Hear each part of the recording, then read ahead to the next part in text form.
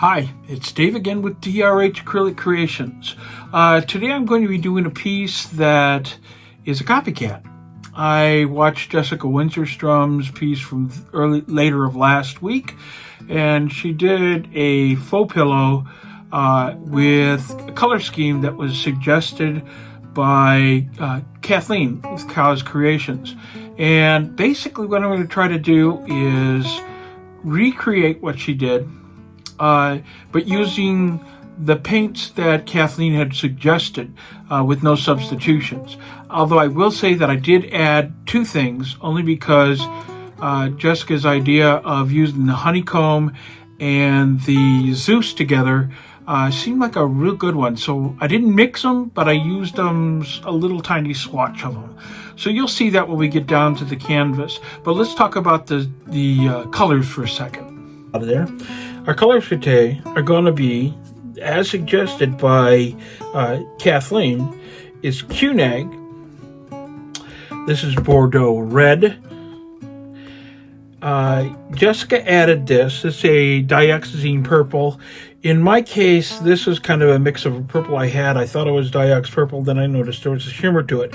So I put some Diox purple in there, and anyways, I tried to get as close as I could. Over here, this is Mango, and that's a TLP color. These two over here, that's Zeus and Honeycomb. 1, 2, 3 are also this little Piggies, and what I think started here is Violet Rain by this little Piggy. I added just a little bit of Diox purple and a tiny bit of high fluid carbon black to darken it up. So that's our colors for today. Oh, and finally over here, this is my faux pillow. This is carbon black, mixed a little bit differently than I usually do. So it's by pouring medium with some high flow carbon black in there, and just to thin it out just a little bit. So it's carbon black with high flow carbon black, and just a little bit more Josonia to get it the consistency I want. It flowed really nicely and it didn't break up, so I'm actually pretty happy with that part of it. So let's see what we can do down on the canvas. Okay, PPG Multi-Pro is going down. I'm doing this over a canvas that I did last week. I loved the painting, but when I came back after it dried, it had sunk. Everything, all of my cells had sunk. So that tells me that I probably left too much paint on that canvas. That one took me by surprise because I really thought I had gotten enough off. But you know, these things do happen, and the good thing about it is that you can paint over the top. This is not a canvas, this is actually a cradled board, and so it stands up really nicely. Okay, this is Qunag. Putting this on the back of it's a pastry cutter, but the back of my tool, and basically I'm just going to make a nice big swipe on this. One of my problems I've had in the past is I don't put enough of this paint down that's going to be going underneath my pillows, my faux pillows, and so it doesn't stand up. Now the only problem I had with this, and you're going to see it here in a few minutes, but all of these colors had way too much bubbles in them, too many bubbles. So this is the Bordeaux Red by Arteza. I don't use it a lot, and I really need to because it's a beautiful color and it pairs so well with so many things.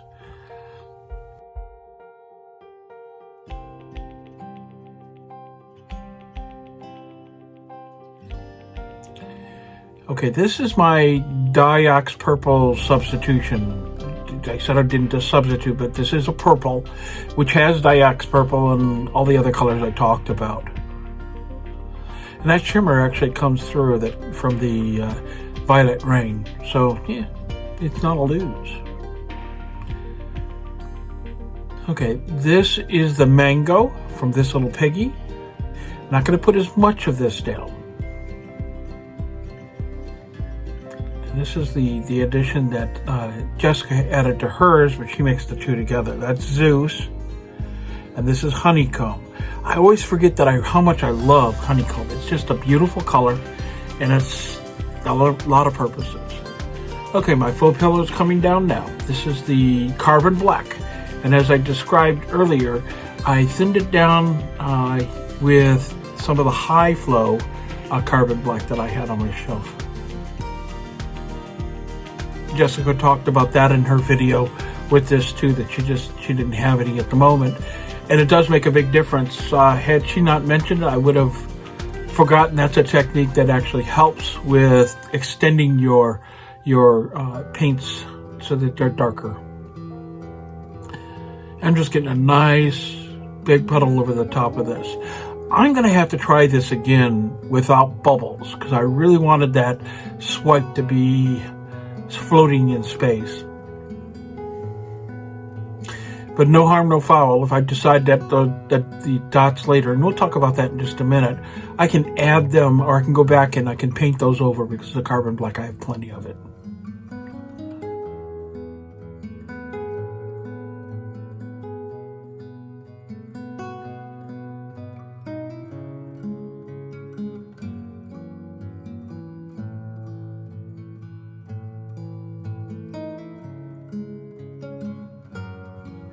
Once I'm happy with this, I'm going to pick up my tool and do a swipe.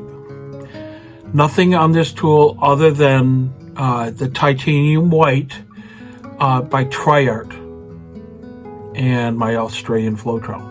This is closer to 2 to 1 than 3 to 1.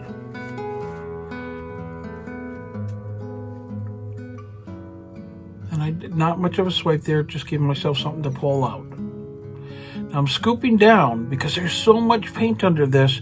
This was a joy because I didn't have to worry about going too deep to get the white because there's several layers of color underneath this, so I can pull out what I want to see.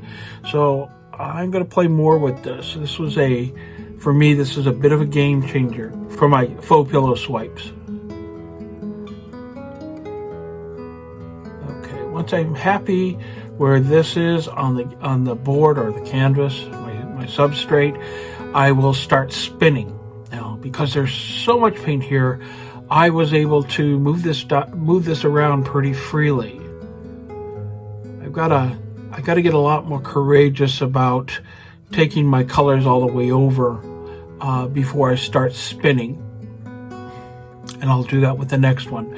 I'm gonna probably use this exact same color palette next time because it's already made up. There's plenty of it, and I think that quite honestly, with all the black just being solid black, it'll be pretty stunning.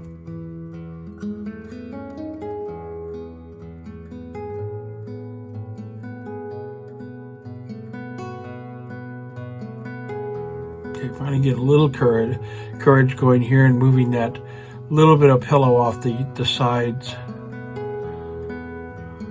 So I'm looking at this now and I'm already seeing why it was so much work towards the end to get all the entire board covered with the black. Oh, I forgot to tell you, I took a break there and put a piddle pad down below the painting so we'd catch all this black. We talked about my feelings about black in the past.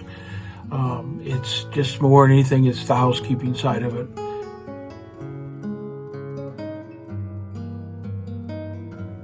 And you can see the bubbles opening up now. I did cut some of the spinning off because spinning is spinning. It looks the same every time. It's a joy because it opens everything up, but there are limits, folks.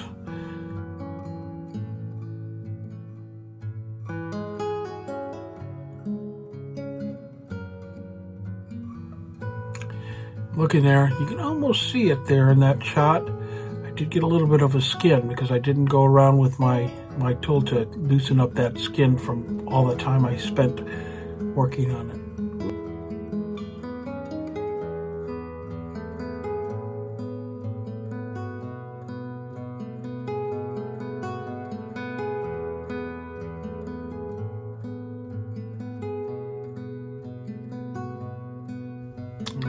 The last spin. These have been harder spins here. I'm just trying to get paint off.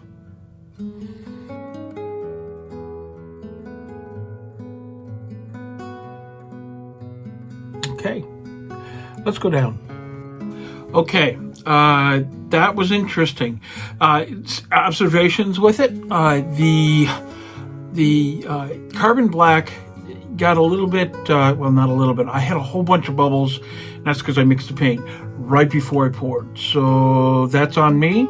It's not a horrible look, however. I would have liked to see more of a plain field of black behind the swipe, but that's not what worked out. But I am not, I'd put this as a solid 7 out of 10, and I'm not unhappy with it at all. If you'd like to help, leave a like, subscribe, and ring the bell for notifications of future videos. It really does help, and it's absolutely free. So I hope you got something out of this, and I will see you next time. Bye for now.